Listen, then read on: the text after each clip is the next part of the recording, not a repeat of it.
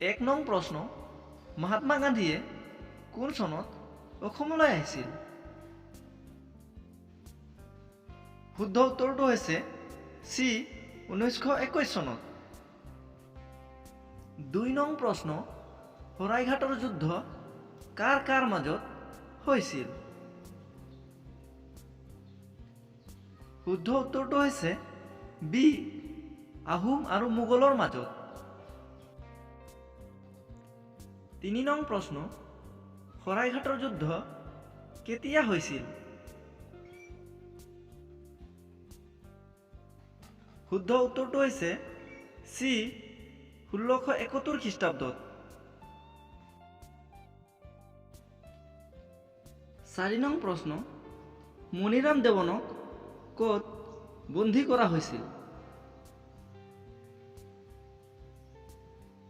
শুদ্ধ উত্তৰটো হৈছে ডি কলিকতাত।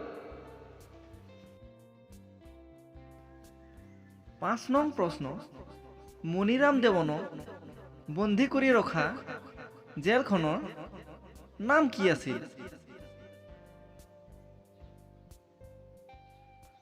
শুদ্ধ উত্তৰটো হৈছে চি আলিপুৰ জেল।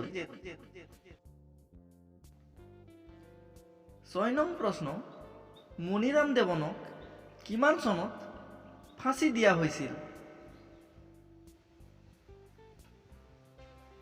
শুদ্ধ উত্তৰটো হৈছে বি 1858 চনত। ৭ নং প্ৰশ্ন, আহোম আৰু মোগলৰ শেষখন যুদ্ধ ক'ত হৈছিল? শুদ্ধ উত্তৰটো হৈছে বি ইটাখুলিত।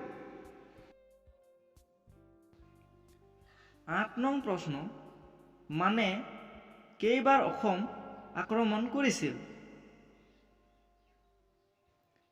শুদ্ধ উত্তৰটো হৈছে এ ৩ বাৰ। ৯ নং প্ৰশ্ন, মোগলে কেইবাৰ অসম আক্ৰমণ কৰিছিল? শুদ্ধ উত্তৰটো হৈছে ডি ১৭ বাৰ।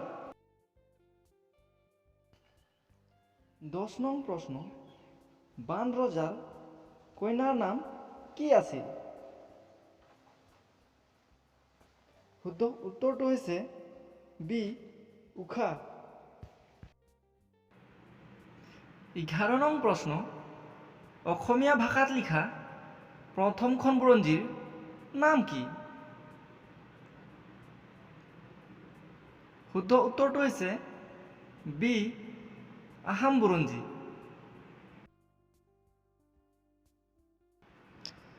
১২ নং প্ৰশ্ন, অগ্নিগড় ক'ত অৱস্থিত?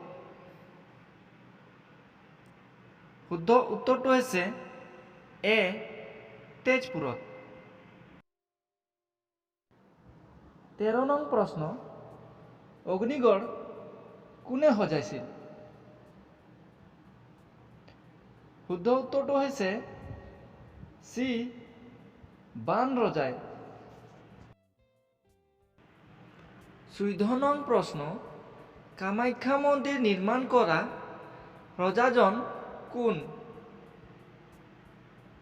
শুদ্ধ উত্তৰটো হৈছে এ নৰকাসুৰ।